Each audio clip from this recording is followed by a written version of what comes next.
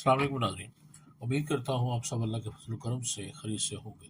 جناب واصف علی واصف صاحب کا ایک اور ہی بڑا خوبصورت مضمون جس کا عنوان ہے چہرہ، پیش خدمت ہے۔ لکھتے ہیں کہ جس طرح آسمان کی بسیط وسعتوں اور عمیق پہنائیوں میں کروڑوں ستارے اپنے اپنے مدار میں گردش کر رہے ہیں، جمیل و جسیم ستارے اور سیارے حسن کائنات کے انوکھے پرتاثیر مظاہر ہیں، اس طرح حیات عرضی میں کروڑوں چہرے اپنے اپنے خیال اور اپنی اپنی ضرورت کے مدار میں سرگرم عمل ہیں، مصروف عمل ہیں، مصروف سفر ہیں۔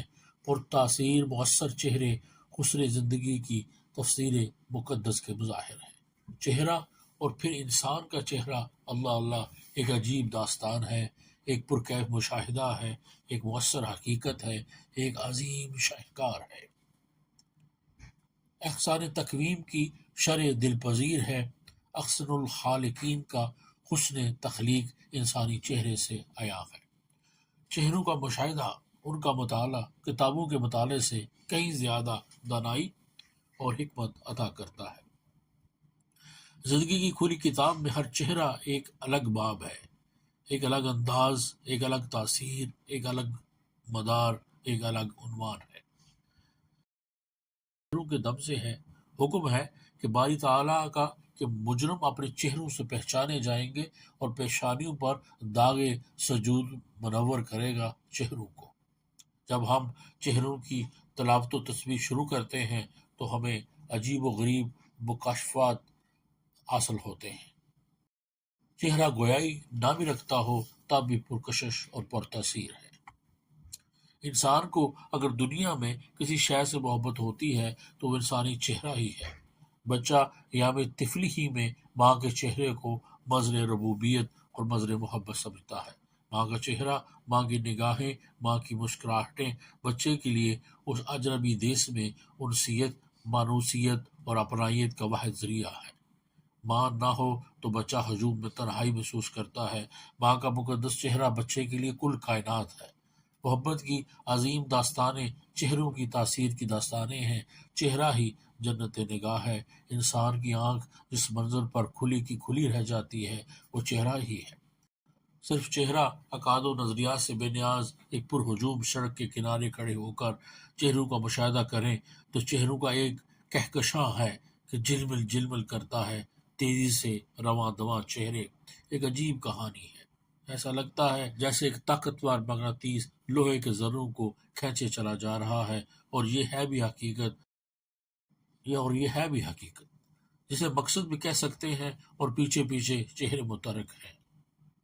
کبھی ایسے محسوس ہوتا ہے کہ خوف کا کالا ناگ ان کے پیچھے بھاگ رہا ہے، غریب ہونے کا خوف، اور پیسہ کمانے کے لیے گھر سے چہرے نکل آتے ہیں۔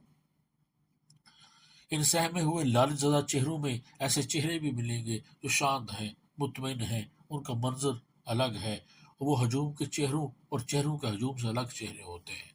وہ بھی رواں دواں ہیں لیکن اپنی رفتار کے ساتھ، اور ان کو لوب اور خوف سے نجات مل چکی ہوتی ہے۔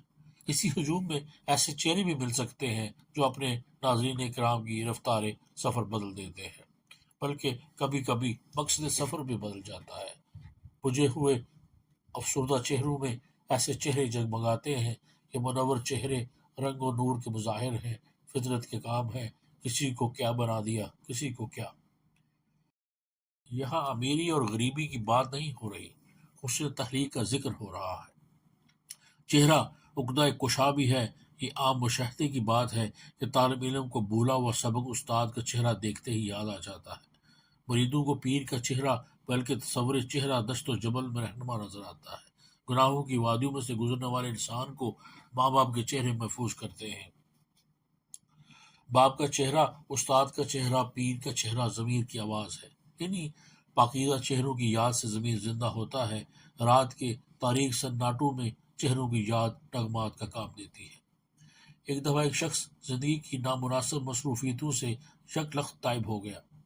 اس کے دوستوں نے پوچھا، بھائی تم کل تک رنگیلے تھے، آج کیا ہو گیا؟ اس نے کہا، میں عجیب حال میں پہنچ گیا ہوں۔ ہر وقت میری آنکھوں میں میری بیٹی کا چہرہ رہتا ہے، میری ناپاک نگاہوں کو میری بیٹی نے پاکیزہ کر دیا ہے۔ انسان کے کردار کا اس کے گرد جمع ہونے والے چہروں سے اندازہ لگایا جا سکتا ہے۔ چہرہ ہی کردار مرتبہ تشخص کی اصل وردی ہے۔ چہرے پر سب کچھ لکھا ہوتا ہے۔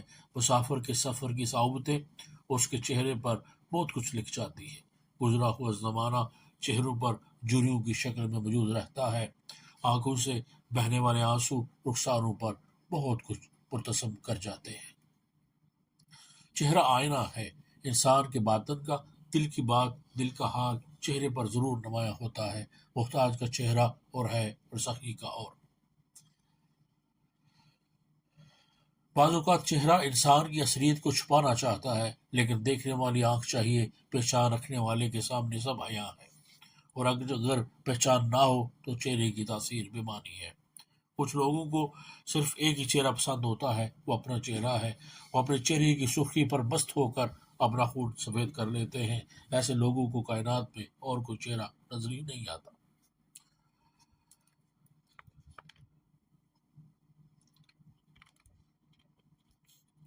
چہرے الرجی بھی پیدا کرتے ہیں۔ ایسا ہوتا آیا ہے کہ کسی کا چہرہ دیکھتے ہی کسی کے ہاتھ پاؤں پھول جاتے ہیں۔ یہ محاورہ نہیں، حقیقت ہے۔ کوئی چہرہ انسان کے لیے صاف شکن ہوتا ہے۔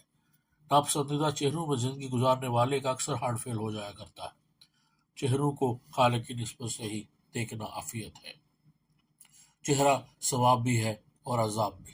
وصال کے انتظار میں جدائیاں کٹ جاتی ہیں۔ محبوب کا چہرہ مصحف ہے اور نامحبوب چہرہ استغفر اللہ عذاب ہے۔ مظلوم کے لیے ظالم کا چہرہ قہر خداوندی سے کم نہیں۔ عجیب بات ہے کہ کوئی چہرہ بیماری دے جاتا ہے اور کوئی چہرہ شفا عطا فرماتا ہے۔ وحدت الوجود پر بہت کچھ کہا گیا، اس کے حق میں بھی اور اس کے مخالفت میں بھی، اس کے حق میں بھی اور اس کی مخالفت میں بھی۔ چہروں کے علم میں وحدت الوجود مشاہدے کا ایک ایسا مقام ہے جہاں ہر چہرہ ایک ہی چہرہ نظر آنے لگتا ہے۔ احباب و اغیار کے چہرے سب ایک ہی چہرہ ہے۔ وحدت میں کثرت اور کثرت میں وحدت، سب ایک ہی چہرے کی آنکھ میں چوریاں ہے۔ ایک ہی جلوہ ہے، بلکہ جلوہ ہی جلوہ ہے۔ اگر ایسا مشاہدہ نہ ہو تو ہم اس خطرے سے خالی نہیں۔ چہرہ تقویت ایمان کا باعث بھی ہے اور ایمان شکنی بھی ہے۔ محبوب چہرہ دار سے پکارے تو سر کٹوانا مشکل نہیں۔ کافر چہرہ نگاہ میں آ جائے تو انسان کو کعبے کا راستہ بھول جائے۔ چہروں کا طلسم و زمان و مکان کے سب طلسمات سے زیادہ قوی ہے۔ چہرہ خواب کی تعبیر ہے۔ زندگی کے بہتے ہوئے دریا میں انسانی چہرے حباب کی صورت ابھرتے اور ڈوبتے رہتے ہیں۔ چہروں کی کائنات میں ہر چہرہ ایک الگ کائنات ہے۔ ہر چہرہ الگ مضمون ہے، الگ صفت ہے۔ چہرہ مظہر انوار بھی ہے، عدت نار بھی۔ چہرہ فرشتہ صفت بھی ہے، شیطان صورت بھی۔ چہرہ رحمانی بھی، حیوانی بھی۔ شیر کی طرح دلیر چہرہ، سہما ہوا بزدل چہرہ، آئینہ رو چہرہ، بے کیف پتھر چہرہ، خوشخبر چہرہ، بدشگون چہرہ، محتاج چہرہ، غنی چہرہ، خوشحال چہرہ، پائمال چہرہ، اسودہ چہرہ، ازردہ چہرہ، دل میں بسنے والا گلاب چہرہ، آنکھوں میں کھٹکنے والا خار چہرہ، مشتاق چہرہ، بیزار چہرہ، اپنا چہرہ، بیگانہ چہرہ، کافر چہرہ، مومن چہرہ، کرگس چہرہ، شہباز چہرہ، گلنار چہرہ، بیمار چہرہ، خامیدہ چہرہ، شب بیدار چہرہ، فانی چہرہ، باقی چہرہ، غرض کے ہر چہرے کی ایک ہی صفت ہے، ہر صفت کا ایک چہرہ ہے۔ چہرہ دل میں اترتا ہے، چہرہ تخلیق کو پرواز دیتا ہے، چہرہ رنائی خیال پیدا کرتا ہے، چہرہ یا شعبے تیرگی سے بچاتا ہے۔ اگر کوئی چہرہ نظر میں آئے تو سب سے پہلے اپنی بینائی کا شکریہ ادا کرنا چاہیے۔ محبوب چہروں کو قدر شناس نگاہوں کا شکر ادا کرنا چاہیے۔ اگر بینائی ختم ہو جائے تو چہروں کے چراغ بجھ جاتے ہیں۔ خوش شکل چہرہ قدرت کی طرف سے عطا ہونے والا پاکیزہ رزق ہے۔ چہروں کائنات میں سب سے زیادہ حسین چہرہ اس مقدس ہستی کا ہے جس پر اللہ اور اس کے فرشتے درود بھیجتے ہیں۔ آپ صلی اللہ علیہ وآلہ وسلم کا چہرہ مبارک صورت حق کا آئینہ ہے۔ آپ کا روح انور اتنی حقیقت ہے کہ خواب میں بھی نظر آئے تو عین حقیقت ہے۔